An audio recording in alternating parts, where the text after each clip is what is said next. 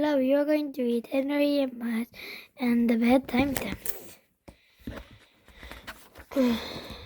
To grandmother's house. Henry and his big dog Mudge were going to country with Henry's parents. Henry was reading comic books. Mudge was chewing his toenails.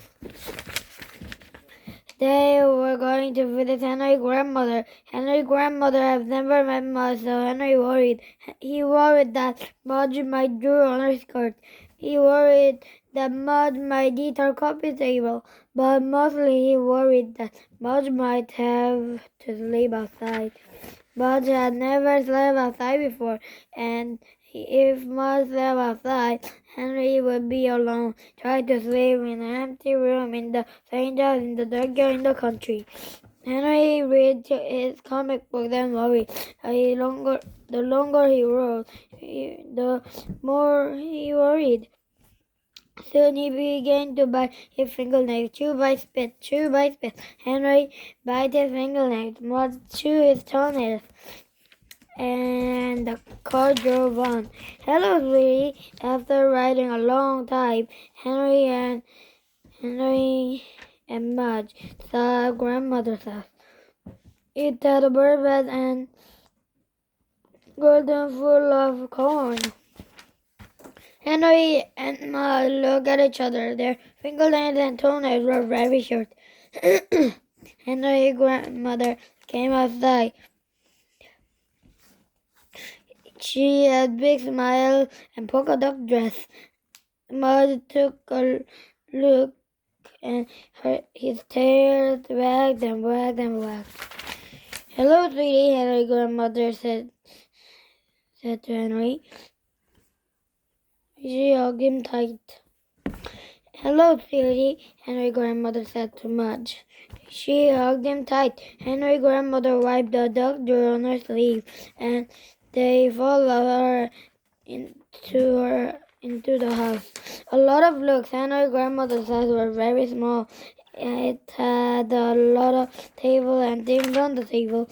Henry looked at Mudge and for first time wished that Mudge was smaller, shorter, thinner. Mudge looked like an elephant in the phone booth.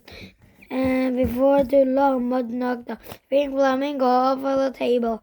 Oh, Mudge, Henry said. Henry's father gave Mudge a look. Then Mudge knocked a wishing well off of a table. Oh, Mudge, Henry said. Henry's father and Henry's mother gave Mudge a look. Then when Mudge knocked a bowl of peppermint off of a table, Henry's father and Henry's mother and Henry's grandmother gave Mudge a look. And Henry's father sat outside. Mudge was put out. Henry gave everybody a look. The bedtime dance. After dinner, Henry played outside with Mudge. They loved the bird bed, Mudge especially. It was like a giant water dish just for him. When it was dark, Henry's father called Henry in.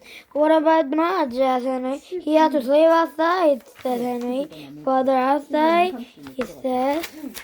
Henry looked at Mudge sitting in the dark country yard. Henry was afraid. He was afraid Mudge would be alone. He was afraid Mudge would be sad.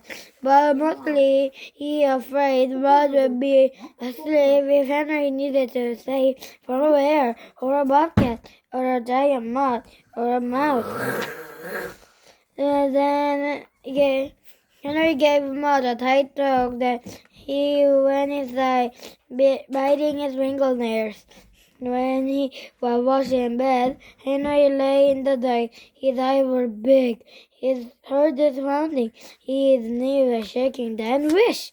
Flop! A moth! Henry jumped off the bed. He ran to the front door. Mudge, he called out in the loud whisper. Thump, thump, thump. Mudge dragged his tail from under the porch table. Hi, Mudge, Henry said, as he crawled under the table too. He was glad to see Mudge. Mudge was glad to see him. Mudge licked Henry's face and smiled his ears and shook his head. Then Henry lay his head on Mother's big chest, and finally he slept a good sleep, and at the stranger in the dark girl in the country. And when the moth flew by, Mudge ate it. If you enjoyed this video, subscribe. Bye.